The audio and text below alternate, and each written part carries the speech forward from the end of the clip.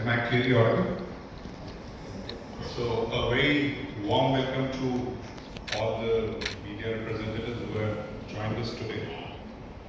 5 years back, we had one of the largest public issues by any private company, a rights issue of 25,000 crores.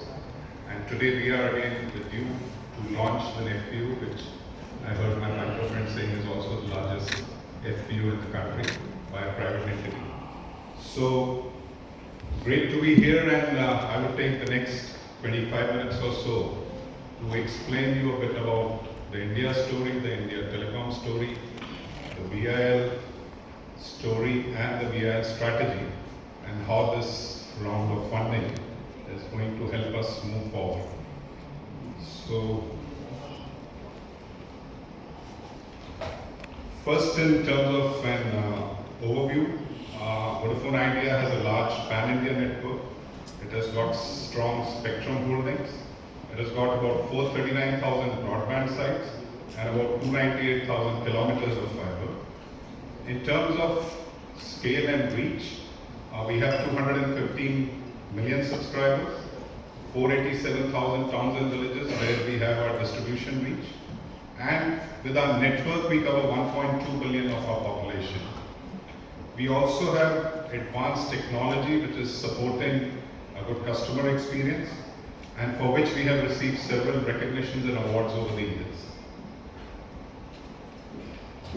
First, let me talk a little bit about the spectrum. As I said, we have a competitive spectrum portfolio.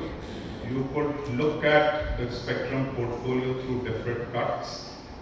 We have presented 3 cuts here. One is spectrum excluding 5G per million subscriber base, spectrum excluding only the millimeter wave, which is not likely to be used soon, per million subscriber, and 5G spectrum per 4 million per million 4G subscribers. And whichever way you look at it, you will see that we have a very competitive spectrum portfolio. We have 5G spectrum in 17 of our priority circles, which account for 98% of our revenue. And with this round of funding, we will roll out our 5G network also. Now, what is Vodafone Idea's strengths? Firstly, it is a trusted Indian brand with a legacy of 3 decades of operations, successful operations behind it. And the unified brand carries the power of 2 very strong erstwhile brands, Vodafone and Idea, into one. We have an extensive reach operating in 487,000 towns and villages, as I mentioned earlier. More importantly, we are covering 95% plus of the districts through our distribution reach, and that provides for a strong platform to reach the customers and to acquire the customers. In terms of digital assets, we have multiple digital assets, we app being the most relevant here, and I'll talk a little more about the app as we go forward. And we have a very strong proposition today where our gross adds share in the market is more than our customer market share, and investments in network coming out of this funding will enable us to improve that and participate in the industry growth, which has not happened in the last few years.